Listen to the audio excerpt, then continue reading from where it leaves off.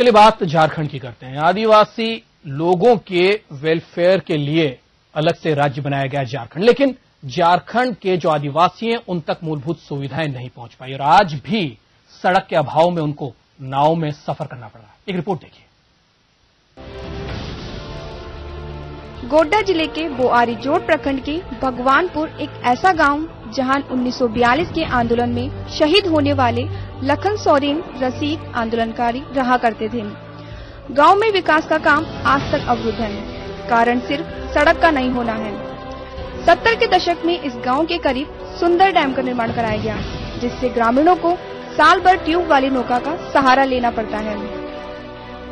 हम लोगों का यहाँ आने जाने का रास्ता नहीं है और हम लोग उधर घूम करके चले जाते हैं तो कम से कम दूरी पड़ता है 10 किलोमीटर। इधर से जाते हैं, ट्यूब से पार होते हैं, चचरा उसमें ऊपर में लगा देते हैं और ट्यूब मुंह से फुलाते हैं और इधर से पार होते हैं। 100 में 1 किलोमीटर रास्ता है, तुरंत पहुंच जाते हैं वहां चढ़ के रया पोखर। और रात बेरात उसमें आने जाने का माने कोई सुविधा नहीं है और इसी में हटिया बाजार सब बीमार होता है हम लोग, तो इसी ट्यूब से हम लोग ले जाते हैं, मैंने वहाँ अस्पताल ले जाते हैं। इस गांव के ग्रामीणों ने आवागमन के लिए सड़क की मांग को लेकर 1 दशक पूर्व आंदोलन किया था। तब प्रशासन ने ग्रामीणों के लिए एक नाव चलवाई थी, मगर कुछ दिन बाद ही वो भी बंद हो गया। इस प्रखंड के एक सामाजिक कार्यकर्ता नरमन वासुकी की माने तो पिछले वर्ष इलाज के अभाव में एक महिला और 2 बच्चों सहित 6 लोगों की मौत हो गई थी। अगर सड़क रहती तो समय पर इन लोगों को स्वास्थ्य सुविधाएं मुहैया कराकर इन्हें बचाया जा सकता था।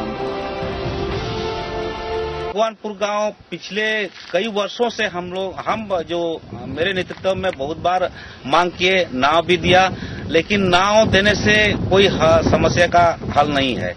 यहाँ ऐसा कोई सरकार कोई निदान निकाले ताकि उन लोगों तक चाहे तो आने जाने के लिए ऐसा कोई सड़क या पुल बना दे ताकि वहाँ के लोग जल्दी आ सके। वहाँ रोड नहीं रहने के कारण वहाँ के लोग बीमारी में मर जाते हैं।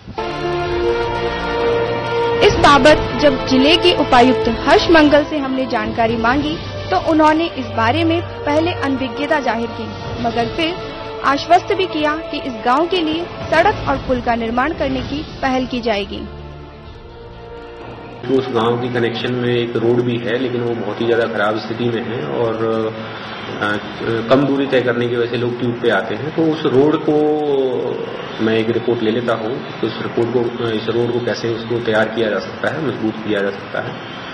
और एक इसमें ये भी रिपोर्ट हम ले सकते हैं कि क्या डैम के थ्रू कोई पेंटून पुल या इस तरह का कोई पुल बनाया जा सकता है जिससे पैदल वहीं से आने जाने का रास्ता खुल जाए।